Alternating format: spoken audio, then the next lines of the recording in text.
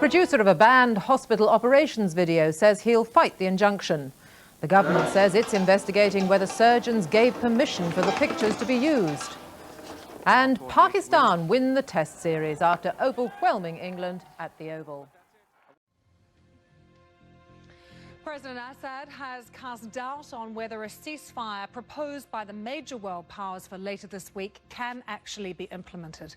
His comments came after the UN said as many as 50 people, including children, were killed in a series of missile attacks on hospitals and schools in the north of the country. Some groups have described those events as war crimes.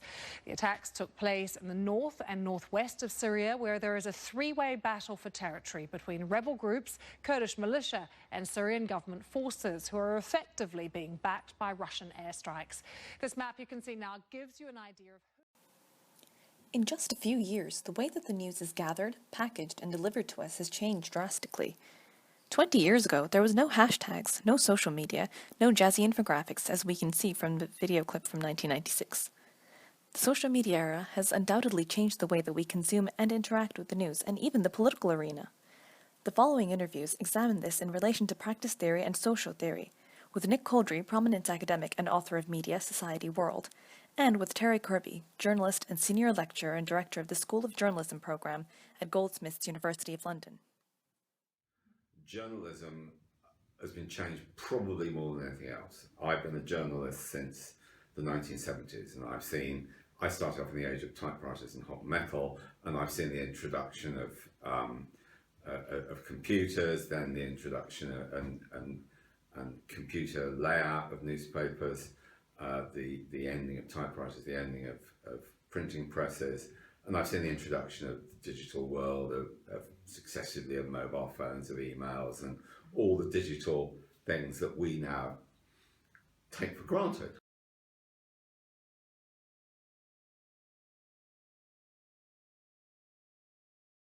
Well, I'm not sure we fully know the answer to that, and what digital journalism is itself a big question, but what I think you mean is not just journalists working in digital formats, which has been a given and has been for a long time, but increasingly the role of data in shaping what journalists can do in terms of the sort of inputs to the story, but also what they're required to do by their employers in terms of making the stories in ways that maximize hits, followers, etc., etc.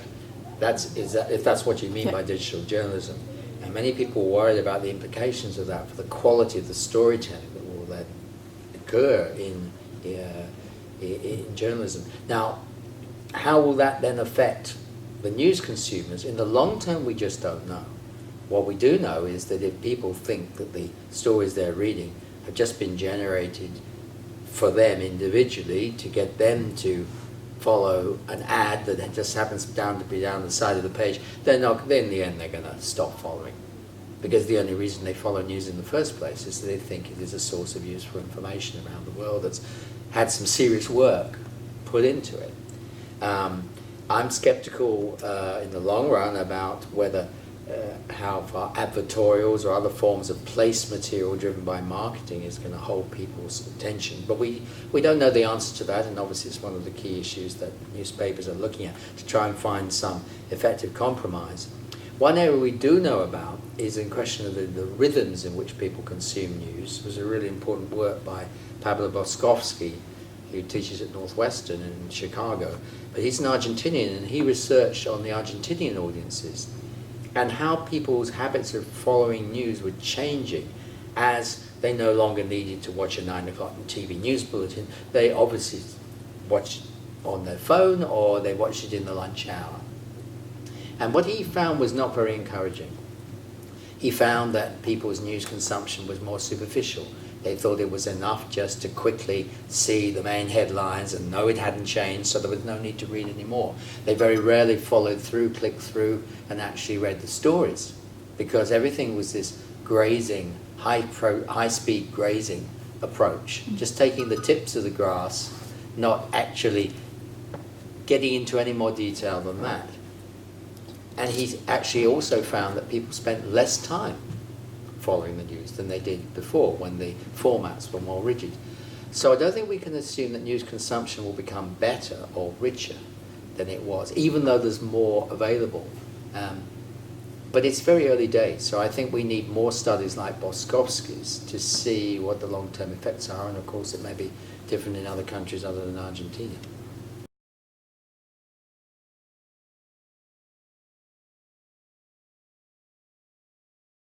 Well, very interestingly, what it means, as I said, particularly in terms of young people accessing information about a political area, and we've seen this with, say, Bernie Sanders and with Jeremy Corbyn in this country, is that it tends to become very self-serving.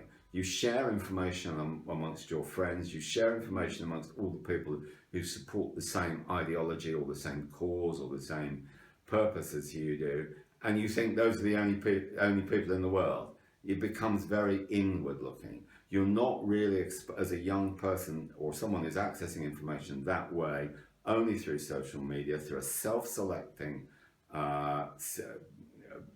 arena of friends and acquaintances. You're not really accessing the broader world, or you're partially cutting yourself off to the broader world. And that's why you find these almost evangelical support of certain causes, certain politicians, and there seems to be a suggestion it's actually kind of shrinking public knowledge and confining public knowledge in certain spaces and arenas, rather than, which was the great hope of the internet, that it would broaden public knowledge.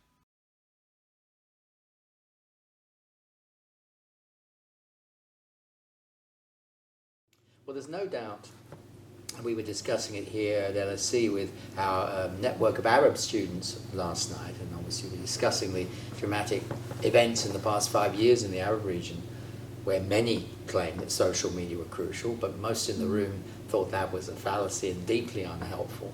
There's no doubt, as I discuss in chapter 5 of the book, that social media changed the starting points for certain types of action. So, mobilization sudden on a large scale, even to people you don't know and you didn't even know they were there, becomes possible, and it can happen extremely fast.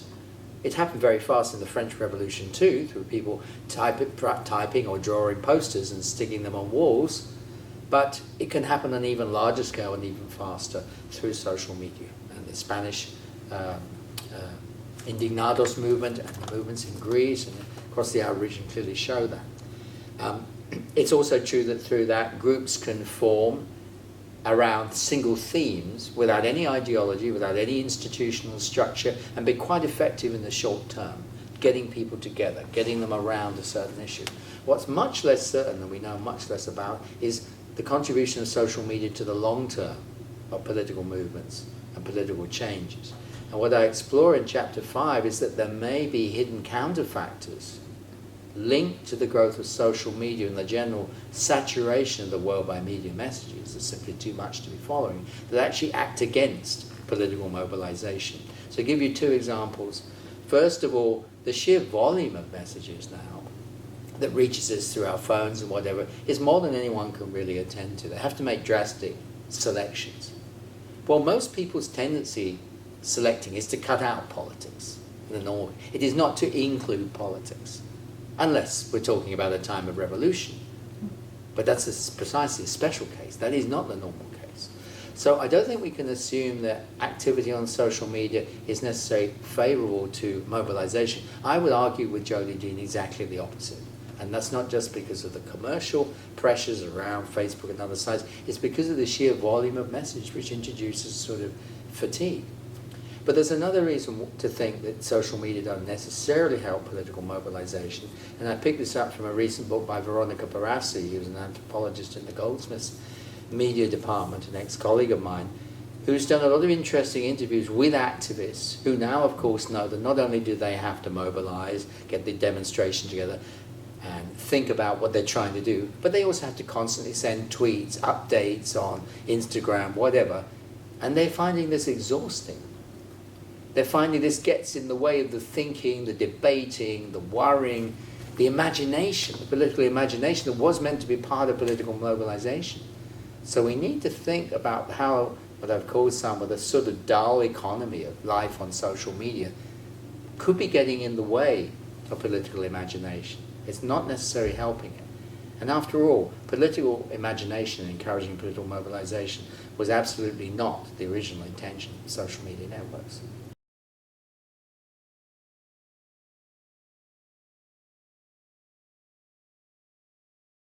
Well, practice theory is a very general and simple approach. It's merely a starting point. So it just asks, what are people doing with media in relation to media, because they could be turning their backs on media, in any one particular situation. It's as simple as that. So it hopefully has something to contribute to any situation. Does it have something specific to contribute to the migrants crisis? Well, I'm personally not an expert on that, although we have a research project running right across the department at the moment, which, as the department head, I was really keen that we had from when the crisis built. And one thing that's come out at least is that migration now is a heavily mediated act. Of course it means crossing physical borders. Of course it means trying, if you can, to stay with your family and being in a boat. These are not media things. But many of the key resources that enable people to imagine how they migrate, where they're going to, why they're going, are now media resources. People already have a map on their phones of where they're trying to get to. Whether they get there is another matter. So media are a very, very important part of the toolkit of anyone trying to migrate. And there's lots of interesting work now coming out about how people are using that. Whether that is good or bad is a very difficult question to answer. Is it providing a stimulus to take the risk of migration, which means in a world where there simply aren't enough resources to protect people, this is creating intolerable side effects? We don't know the answer to that yet.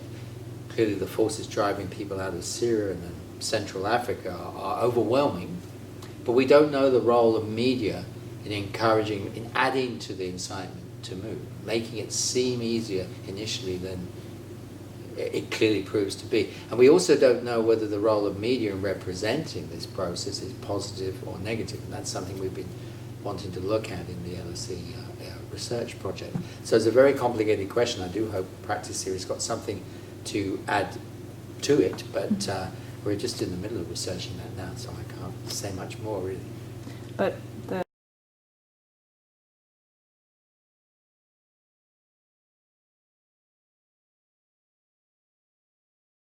I don't know what social theory he was referring to there. I don't remember where he said it exactly, and which particular social theory he was talking about. Something I greatly respect about Castells is he's always been very emphatic that you need to do empirical work.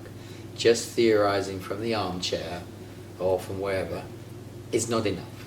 The world is deep and complex and varied and uneven, and you need to get out there and study it. And that's of course right. But the idea that we don't need social theory, I completely disagree with.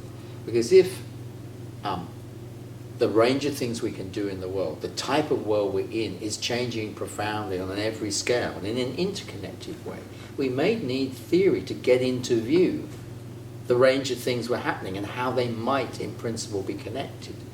If we just think just going here or there is enough to add up in aggregate to a total picture, that's a fallacy as well. That's the fallacy of empiricism, that it already knows enough. If he's saying that Marx as a theory of political economy is not relevant to understanding what's driving social media platforms just because it's theory, that would be profoundly wrong. If he's arguing that other theorists who insist on the need to think about how we do or do not recognize each other and value each other as human beings in society, if he's saying that that's not helpful because it's a too high level of theory, again, I think that's profoundly wrong. So we need a combination of empirical work and a serious commitment to the critical theorizing of the world we're in and whether it's on balance a good or a bad one. So I'm not quite sure what he meant or who he was targeting, but I would be a bit skeptical about whether we should follow him there. social media and Web 2.0 have definitely changed the ways in which audiences interact with and consume news, and it has also had impacts on the ways in which society is structured. The very nature of journalism has in fact changed in that there is more immediacy, and consumers of the news often take to the internet to discuss a news story and share their takes on the news. While social media does allow for more voices to enter the playing field, It turns out that audiences usually tend to interact with those who share similar views to their own, as the previous interviews with Nick Couldry and Terry Kirby have shown us. Audiences' attention spans have also changed along with the speed at which the news, mobilization, and politics are delivered, but this may not be all doom and gloom. In this day and age, social theory is particularly important when studying the effects that the digital era has on shaping of societies. The way in which journalism and politics comes together with the digital age is just changing into something new, and something that is actually rather exciting, empowering, and brimming with potential.